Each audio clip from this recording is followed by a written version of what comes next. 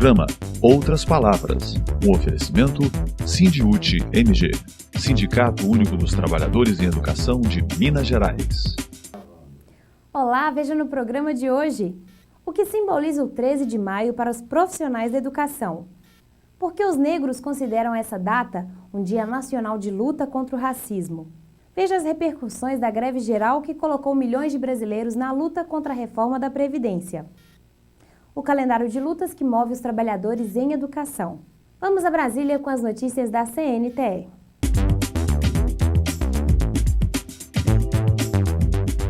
Educação em debate. A Lei Áurea, que aboliu oficialmente a escravidão no Brasil, foi assinada em 13 de maio de 1888. No entanto, a data não é comemorada pelo movimento negro. Veja por quê. Lugar de trabalho era o lugar do escravo. Maior território escravagista do Ocidente, o Brasil, por cerca de 350 anos, foi o destino de 4,5 milhões de escravos africanos. Esse sistema foi mantido no campo e na cidade. E o Brasil foi o último país das Américas a abolir a escravatura. Isso aconteceu em 13 de maio de 1888. Anos depois desse acontecimento, o escritor Machado de Assis, considerado o maior nome da literatura brasileira, escreveu na coluna do jornal carioca Gazeta de Notícias: verdadeiramente, foi o único dia de delírio público que me lembra ter visto. Mas ainda hoje, apesar de toda a relevância dada a esse acontecimento histórico, esse é um assunto que a comunidade negra não quer deixar se calar. Agora sim, comigo, agora mais nessa fase adolescente assim, tem parado. Mas antes tinha muito na escola. Eu ia pedir uma borracha emprestada assim, uma colega, não vou te emprestar não, vai que depois você rouba, você não me devolve. Isso doía. Em 2003, foi sancionada a Lei 10.639. Ela alterou a Lei de Diretrizes e Bases da Educação, tornando obrigatório o ensino da história e da cultura afro-brasileira no ensino fundamental e médio. Mas ainda há muitos desafios a serem superados. O principal desafio é fazer com que os nossos educadores tomem conhecimento pleno da lei e que se lhes dê instrumentos capazes de implementar a lei. Resgatar essa cultura significa valorizar e enriquecer o patrimônio cultural brasileiro. Significa ainda trazer essa pauta para os nossos alunos e fazer discussões contextualizadas e centradas no pensamento crítico. Educação e igualdade racial pressupõe que esse encontro seja um encontro marcado pela disposição do educador, no primeiro momento, a rever as suas posturas, as suas subjetividades, a sua interpretação de relações raciais na nossa sociedade, para que ele possa fazer valer o seu papel, não só de transmissor de conhecimento, mas de um coadjuvante na produção desse movimento intelectual do seu educando, no sentido de construir um conhecimento profícuo nessa direção, não é? A direção de transformar a educação num instrumento que possa proporcionar a igualdade racial. Do outro lado, você tem o educando. O educando, independente das idades, podem ser aqueles que estão chegando no primeiro ciclo, podem ser os educandos que estão na universidade. O educando é sempre um ser inicialmente frágil, porque toda a construção do conhecimento parte do princípio de que ele é um receptor. Acho que quando a gente muda essa ótica, quando a gente compreende que o educador e o educando ambos possuem um material humano que intermedia, cria interlocução com o conhecimento, aí eu acho que a gente pode construir um encontro, um casamento muito mais interessante e muito mais proveitoso para os dois. O educador, que ao fazer esse exercício, como eu dizia antes, de rever as suas próprias memórias, de rever a sua conduta, a sua história pessoal, e o educando, que cria uma relação de confiança com esse educador que não está ali para determinar nada, mas para ajudá-lo a se constituir, eu acho que aí a gente tem um casamento muito bom. Se não tiver esse olhar, esse tipo de articulação e de estratégia, nós não poderíamos nunca dizer que estamos construindo realmente uma educação que será responsável e com condições de pautar pelas transformações sociais. E aí sim, aí esse aluno vai ser um sujeito da sua história. E ele sendo sujeito da sua história, seja branco, não branco, o que ele vai fazer? Contribuir para que a sociedade seja mais justa. E para que as pessoas realmente entendam que as oportunidades aí colocadas, elas são frutos de lutas e que eles têm que lutar para que não haja mais cotas, para que não haja mais ações afirmativas. A nossa cultura vem totalmente dos negros. Nós somos todos negros, de cultura negra. E isso não é vergonha para ninguém. Outro desafio da comunidade escolar é colocar essa lei em prática nas escolas públicas e privadas, para fazer, sobretudo, o enfrentamento à prática do racismo. Já me chamaram de várias coisas, Tição, Zulu, mas eu tento seguir para frente, não lidar, não rebater. Eu sigo de frente, eu olho, quando a pessoa vai falar isso comigo, entra no ouvido, sai no outro, sempre levando um sorriso na cara e alegria. E enquanto a pluralidade e a diversidade cultural vão pedindo passagem, educadores e educadoras reforçam a necessidade do espírito abolicionista avançar na sociedade. Que esse pensamento abolicionista, ele está aí. Ele tem que ser pensado, gente, porque os desafios são todos os dias. A abolição não serviu para nada. Ela serviu realmente para colocar o negro à margem da sociedade, porque ele não tinha pão, ele não tinha leitura, ele não sabia ler, não sabia escrever. Portanto, o debate das cotas é super pertinente. E é preciso mostrar isso para os alunos de uma forma histórica e de uma forma de condição humana. Então, para mim, o pensamento abolicionista ele vai continuar por muitos anos.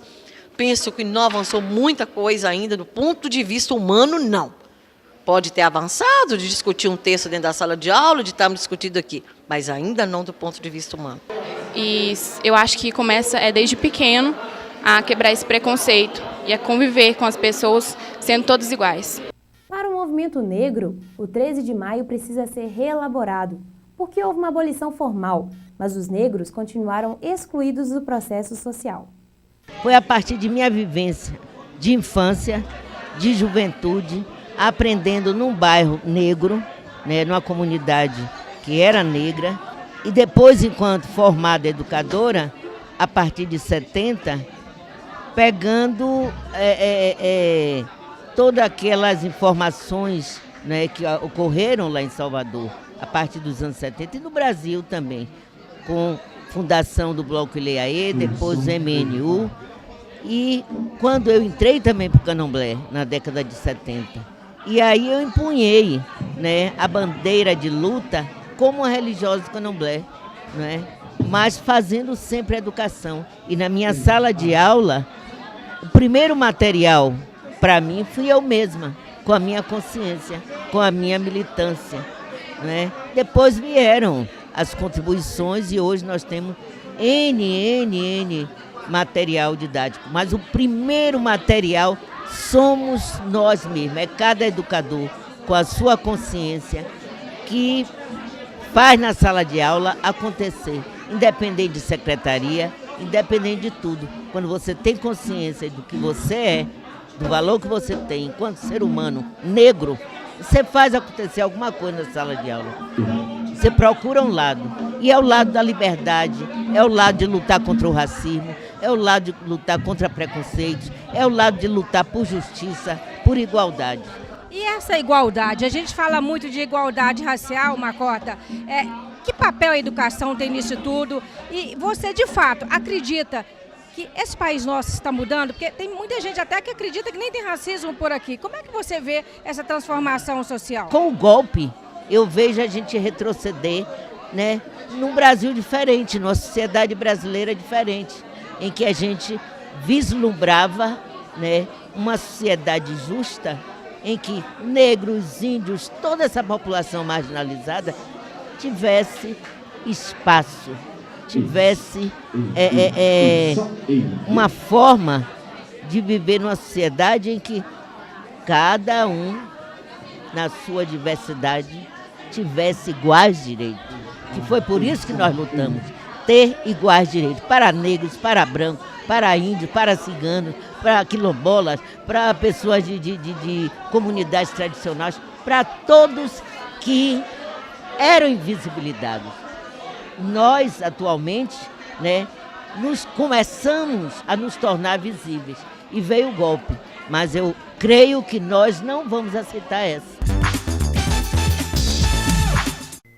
Nesse dia 13 de maio, dia da abolição da escravatura, uma homenagem às mães. Na pauta, a importância da mãe na autoestima da mulher negra, a violência sofrida pelas mães negras em triplo sentido: racial, social e sexual. Segundo a professora Maria Catarina Laboré, da subsede do Sindiúti em Divinópolis, a atividade será realizada no bairro Copacabana, onde há grandes registros de mães negras que sofrem violência de toda a espécie. Ela lembra que ainda o dia 13 de maio é também o Dia Nacional de Denúncia contra o Racismo e Dia de Preto Velho, que na Umbanda significa o dia de comemorar com festa estas entidades que representam velhos negros e negras, espíritos de antepassados. Velhos escravos que voltam à terra para ajudar as pessoas e são muito queridos pelos fiéis. Está programado o encontro com remanescentes de pretos e pretas velhas em áreas quilombolas da região de São Gonçalo do Pará.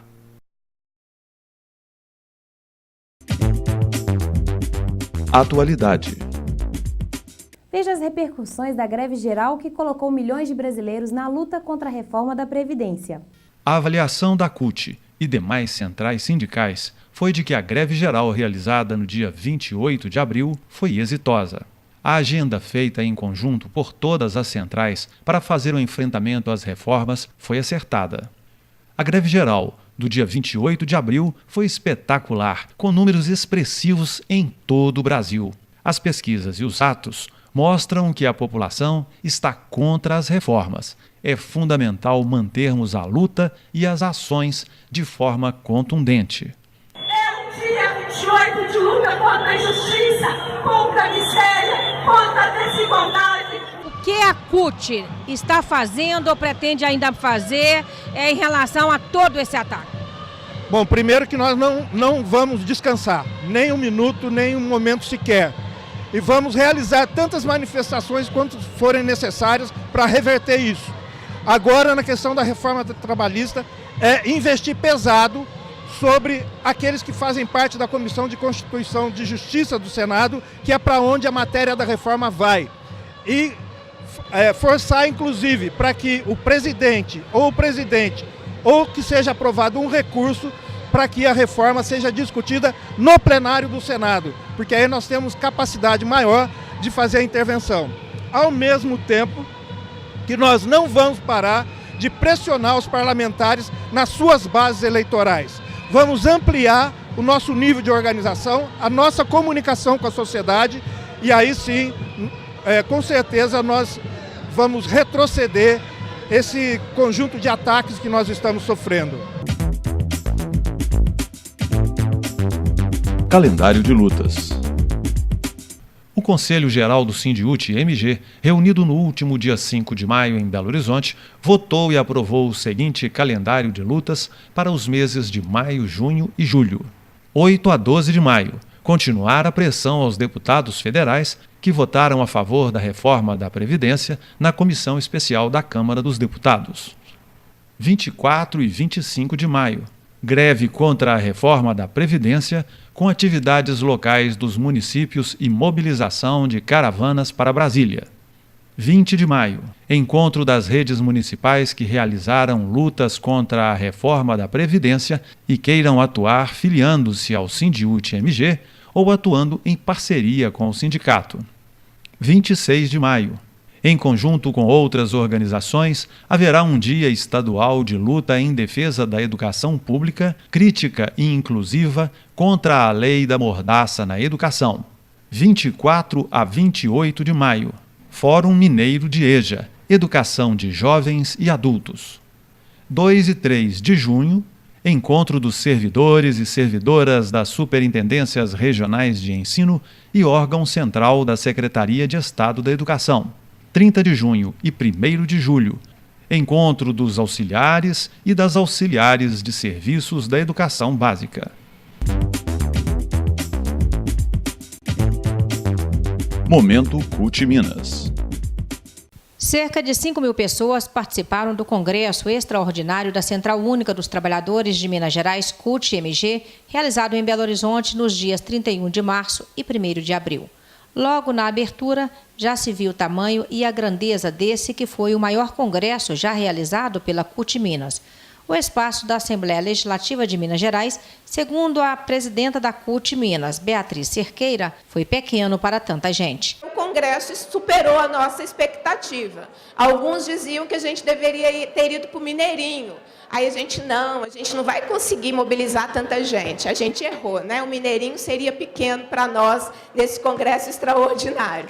Mas por isso que a gente fez a tenda e por isso que a gente vai precisar ter aí uma dinâmica de todo mundo se ajudando, porque a CUT é uma central de trabalhadores. Nós não somos promotores de evento. Então, aqui não vai sair 100%. Vai ter alguma coisa que vai dar errado e que vocês vão ajudar a gente para construir para que dê certo. Na programação, debates de conjuntura e os temas resistência e lutas.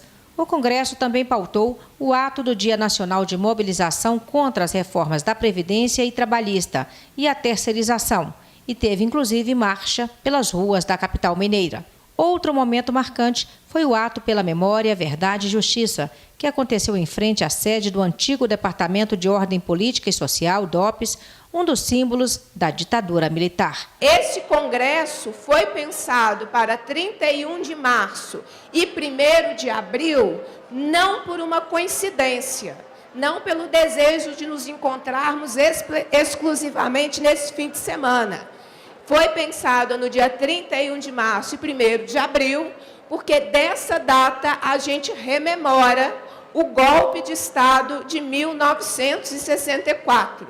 E se nós não tivermos a memória de lembrarmos das lutas, do porquê do golpe, dos mortos, torturados e desaparecidos nessa luta, se nós não rememorarmos, a elite passa uma borracha na parte da história que não lhes interessa. Então, é a nossa tarefa não nos esquecermos desse momento. Por isso, o Congresso da CUT Minas está sendo feito nessa data. Esse congresso foi construído junto com a classe trabalhadora para dar um fim nesse governo golpista. Foi o que disse Jairo Nogueira Filho, secretário-geral da CUT Minas. O Congresso da CUT Minas, um sucesso, junto com os movimentos sociais, com a classe trabalhadora, para a gente conseguir barrar esse tanto de reforma que está vindo aí e dar um fim nesse tal de Temer, esse maluco que está no governo aí, para a gente tirar ele. Fora, Temer! Eu trago aqui as boas-vindas da Assembleia Legislativa, em meu nome, como primeiro secretário da Assembleia, e também do presidente Adal Clever, que pediu para recebê-los aqui como os trabalhadores merecem. É para nós da Assembleia, Bia, uma honra. E ainda bem que vocês não fizeram no Mineirinho, porque aqui também tem que ser, de fato, a casa em que trabalhadores e trabalhadoras tenham a prioridade dentro da Assembleia Legislativa. Então, sejam todos bem-vindos. Nós, na Assembleia Legislativa, neste biênio, este ano que vem, temos como lema ampliar a participação popular no interior da Assembleia. E, portanto, a vinda de vocês nos ajuda nessa meta. Aqui precisa ser também um local de resistência ao golpe, um local de resistência aos direitos dos trabalhadores e das trabalhadoras, e é para isso que nós estamos aqui. A Assembleia Legislativa formou 2 comissões importantes para ajudar no movimento social. E a palavra certa é ajudar, porque o principal é a luta. Uma é uma comissão extraordinária da Assembleia Legislativa, para ajudar vocês a resistir contra a PEC que acaba com a aposentadoria, que é a PEC da morte da aposentadoria. Essa comissão extraordinária está em funcionamento e a nossa ideia é correr todo o Estado para mostrar os malefícios da PEC e ajudar a pressionar os deputados federais para não aprová-la. Na mesa de abertura, diversas lideranças do campo e da cidade. Homens e mulheres que fazem a resistência e lutam por um país mais humano e justo. Nós estamos presentes nas lutas aí contra a reforma da Previdência, até porque nós, os assalariados rurais, trabalhadores e trabalhadoras assalariados, somos os principais atingidos que enquanto os companheiros da cidade aumentam de 5 anos a sua idade de aposentadoria, as trabalhadoras rurais assalariadas aumentam 10. Então, de início, somos os mais afetados. Então, estamos firmes na luta, estamos junto com a CUT, Bia, conta com nós, dentro das nossas possibilidades, que ainda estamos em construção, mas vamos derrubar essa reforma com Deus e com luta. Que a FEPRAF está junto na luta e que nós não vamos deixar esse governo golpista avançar nessa retirada de direito nosso. Nós não vamos arredar o nosso pé sequer, não vamos permitir isso. O MST e MAB falaram dos desafios do momento e disseram que o povo nas ruas é que vai derrotar o governo golpista e evitar a retirada de direitos daqueles que lutam. Esse momento que nós estamos vivendo em nível nacional, para nós aqui em Minas Gerais, é muito semelhante ao que nós vivemos há 5 anos atrás, é muito semelhante o perfil dos ataques que nós sofremos aqui em Minas Gerais com os ataques que estão sendo apresentados a nós hoje no Brasil todo. Aqui em Minas Gerais, nós apanhamos muito. E nós apanhamos principalmente porque nós estávamos apartados, nós estávamos separados um dos outros. O grande aprendizado que Minas Gerais tem nesse momento a passar para o resto do Brasil, e a CUT Minas e esse Congresso tem um papel central nesse exemplo pedagógico para o resto do Brasil, é que não era possível superar os ataques que nós enfrentamos em Minas Gerais se nós não tomássemos a decisão que a unidade seria muito mais do que um protocolo de intenções. A unidade seria construída cotidianamente na luta. E foi assim que nós derrotamos o Aécio, foi assim que nós derrotamos a Anastasia, foi assim que nós derrotamos o projeto neoliberal de Minas Gerais. Companheirada, nesse atual momento da história, nós temos o dever de derrotar e de impor derrotas dentro dos parlamentos e dentro dos palácios. Mas as derrotas, nós primeiramente temos que garantir nas ruas. Hoje é mais um passo no grande desafio que está colocado, da grande jornada de luta que se inaugurou no nosso país.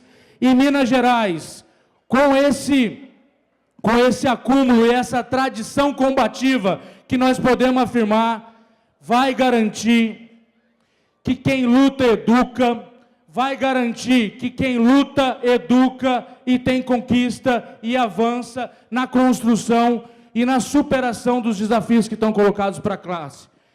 Em nome, então, do nosso movimento, dizer que nós estamos aqui não só para participar, mas estamos aqui para construir esse grande projeto, não só para Minas, mas para o Brasil, e que passa por essa unidade toda e por esse exemplo que nós temos que seguir e temos que apontar para frente. O Congresso da CUT abre as portas e janelas para nós construir uma bonita unidade da classe trabalhadora em Minas Gerais.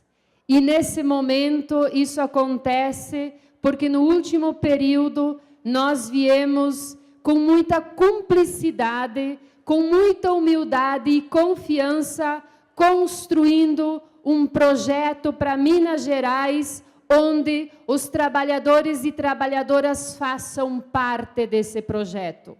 Aonde nós destruímos e continuamos com o pé em cima de um processo neoliberal que tirava os nossos direitos, inclusive de ir e vir em Minas Gerais. Hoje nós estamos vivendo um golpe a nível nacional que retira os direitos historicamente conquistados pelos trabalhadores com muita luta e com muita resistência e muitas vezes com muito sangue. E é nesse sentido que, a nível nacional, a disputa de dois grandes projetos, que é do capitalista, dos capitalistas e do império, e que é de morte, e que é o nosso projeto popular pelo Brasil. Nós, da Central Única dos Trabalhadores, temos claro que sozinho o movimento sindical não vai derrotar isso. Por isso que é tarefa muito importante, e aqui já foi dito nessa mesa, construir a unidade com todos os movimentos sociais, homens, mulheres, negros, índios, trabalhadores do campo, juventude, e vamos derrotar juntos, unificados esse governo golpista, e vamos retomar para esse país um projeto popular, progressista, democrático, que eles acharam que dando esse golpe iriam nos calar. Eles acharam que invadindo a escola do MST iam nos calar. Eles acham que com bomba eles vão nos calar. Não vão nos calar. Nós vamos para a rua e derrotá-los. Vamos derrotá-los na urna e depois vamos derrotá-lo na urna, que é esse o lugar, vamos colocar esses golpistas no lugar onde eles merecem. Escola sem partido é o fim. Esse projeto é a ponta de uma intenção que está subscrita neste atual governo, que do nosso ponto de vista é um governo sem legitimidade para apontar caminhos para a sociedade brasileira, porque é um governo que se constituiu a partir de um golpe parlamentar, que é uma modalidade de golpes políticos, golpes de Estado, que vem preocupantemente se reproduzindo na América Latina. E a escola sem partido parte da ideia de que estudantes e professores se relacionam a partir das disciplinas, dos conteúdos das disciplinas, como eles estão propostos, independente da sua diversidade, independente das suas diferenças. O que nós achamos é que escola sem partido é um retardamento desse processo que a gente, a duras custas, vem construindo, principalmente nós, que estamos interessados em buscar essa discussão, a escola como um instrumento de educação para a igualdade racial. A escola sem partido vai exatamente no caminho oposto, porque ela retira do professor e retira do estudante a possibilidade de serem sujeitos reflexivos da sua história. Momento CNTE. Vamos a Brasília com as notícias da CNTE. Os 100 anos da Revolução Russa estão na capa da revista Mátria. A 15ª edição celebra o Dia Internacional da Mulher e faz um balanço das conquistas nesse período. A composição da diretoria da CNTE é um exemplo dos avanços.